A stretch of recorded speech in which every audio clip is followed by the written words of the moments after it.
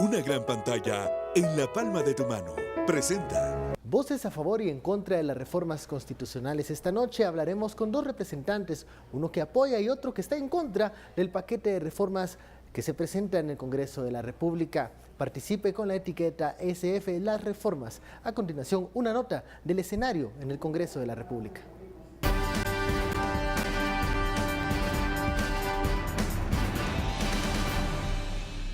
Lo que se quería era que se perdiera la votación el día de hoy y por eso nos salimos.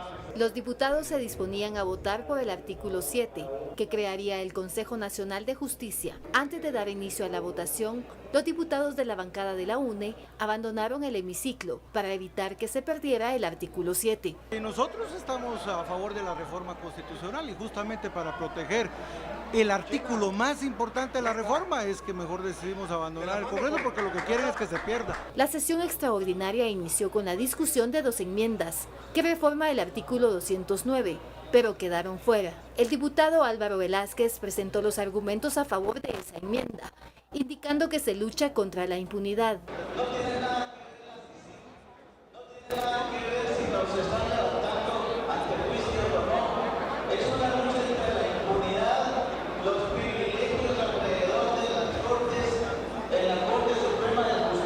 Los manifestantes presenciaron la sesión en el palco público, sin romper el orden. Uno de los integrantes de la Asociación de Constituyentes cree que se puede reformar el sector justicia a través de leyes ordinarias. Para evitar este impasse que se está logrando en el Congreso, que no logran aprobar nada, ha ofrecido sus buenos oficios como intermediarios entre el Congreso y la sociedad civil, para recibir los aportes verdaderos de la población guatemalteca, que evidentemente está en contra de las reformas constitucionales. Con esto se atrasa una semana más la votación de uno de los artículos de la discordia y más importante de las reformas constitucionales. LG G6, una gran pantalla en la palma de tu mano.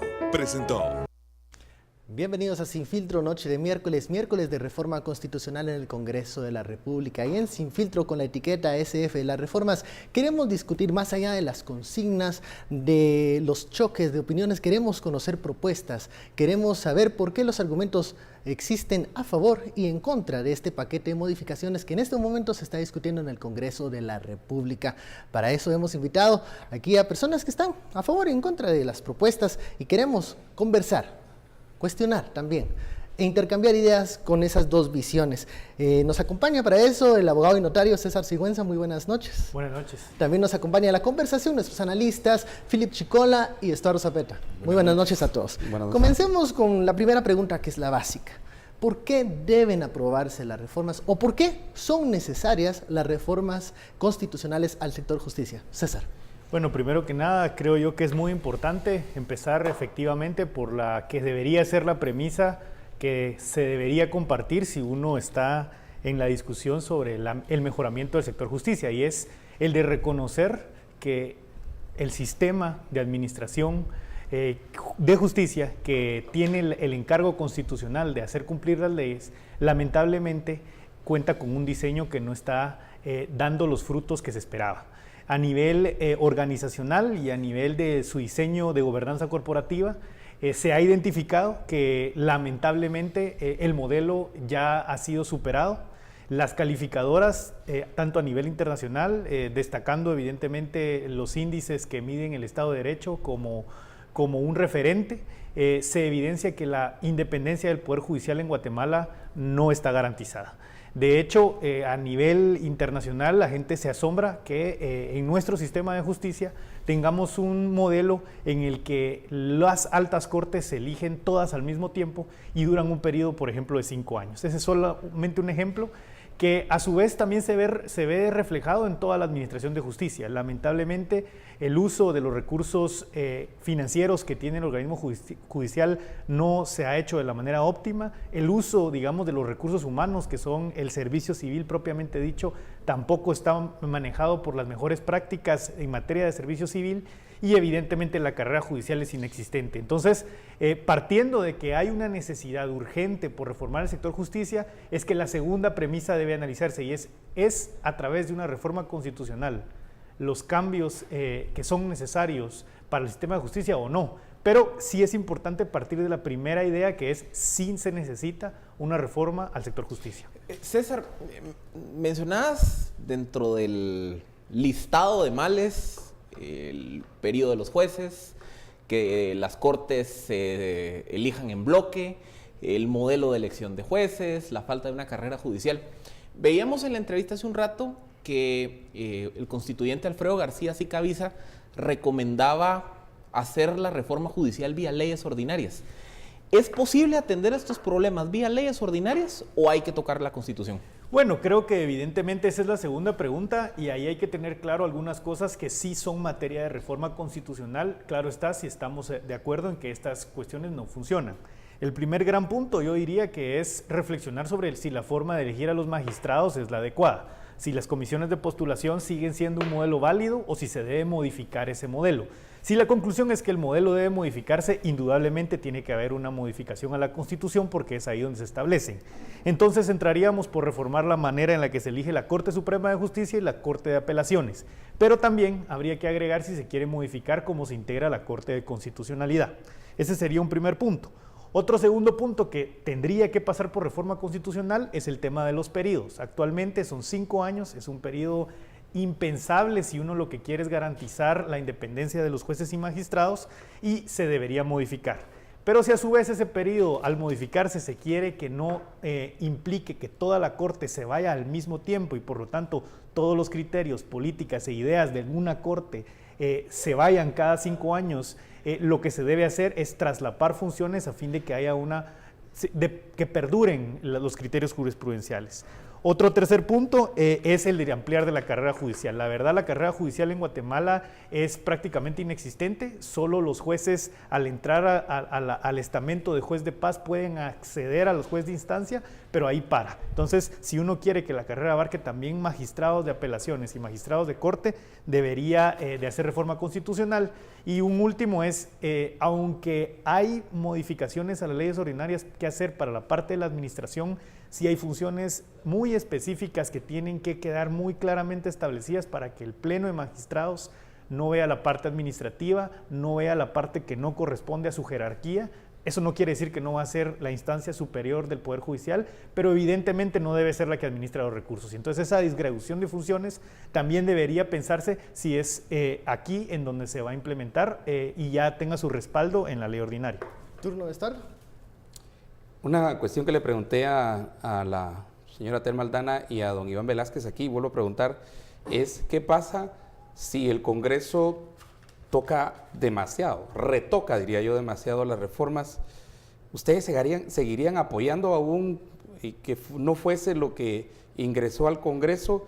¿Cuál sería la posición de ustedes si es demasiado tocada las reformas como estamos viendo que está sucediendo? Bueno, yo creo que la iniciativa de ley 5179 evidentemente tenía defectos y creo yo que las voces conscientes de la necesidad de reformar, pero con claridad de que no se puede aprobar, digamos, la iniciativa como venía porque merecía enmiendas, está peleando porque evidentemente haya cambios. Ahora, los cambios sí deben de ser responsables y ahí es una tarea del Congreso de la República asumir su responsabilidad como poder constituyente derivado.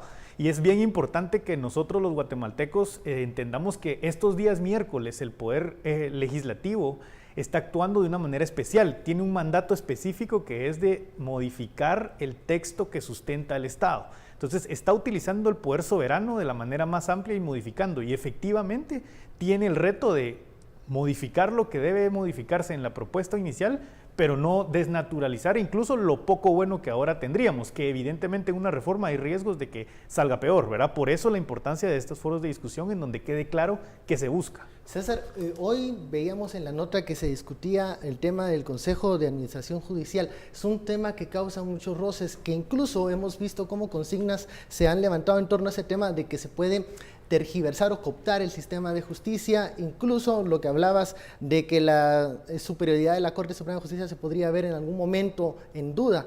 Hay que aclarar el tema del Consejo de Administración Judicial, ¿qué es y qué no es? Correcto, miren, primero que nada hay que desmitificar la idea del Consejo. La idea de los consejos de administración judicial es una idea generalizada en el mundo, De hecho, muchas personas que hablan de los modelos, incluso del common law, creen que ahí no hay especie de unos consejos que se dedican a calificar los méritos de quienes van a acceder, pero en realidad sí existen.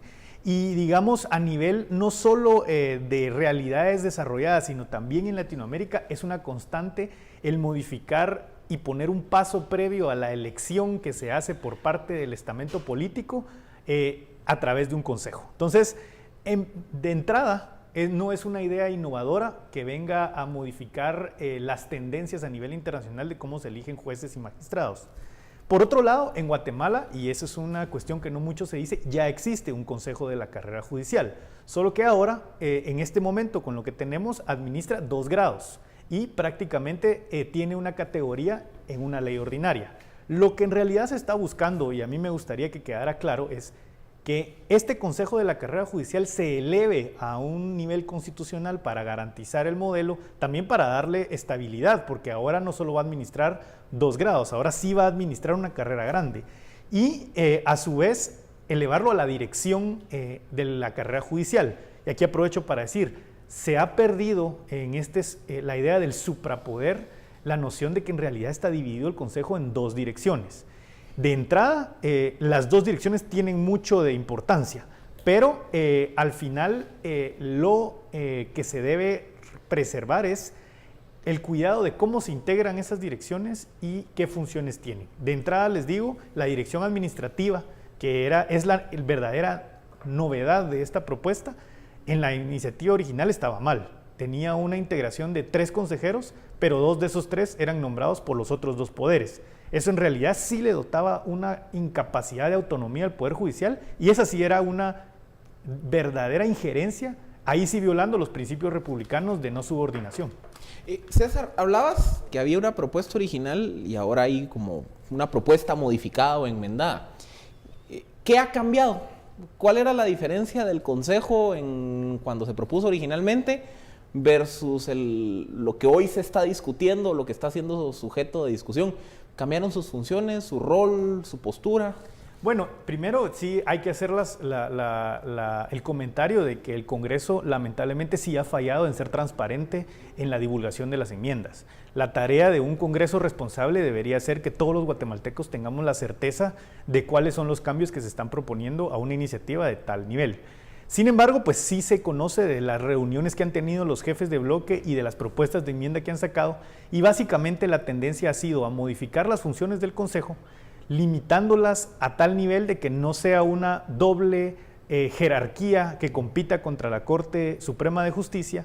Por ejemplo, regresando a la Corte Suprema de Justicia la elección del magistrado de Corte de Constitucionalidad, regresando a la Corte Suprema de Justicia la aprobación final del presupuesto, que esa evidentemente es una clara señal de que el superior jerárquico va a ser la Corte, y también modificando muchas de las cuestiones que el Consejo hacía en pleno. Ahora hay una división mucho más clara de qué es lo que hace la dirección de la carrera, que se va a encargar propiamente de la elección y nombramiento, traslados y calificación de jueces, y la dirección administrativa, que evidentemente pues tocaría todo lo que se refiere a la administración y gestión ordinaria del Poder Judicial. Bueno, vamos a la primera pausa de la noche. Seguimos con esta conversación con el abogado César Sigüenza para conocer argumentos, propuestas de la reforma constitucional. Participe con la etiqueta SF en las reformas. Volvemos luego de la pausa.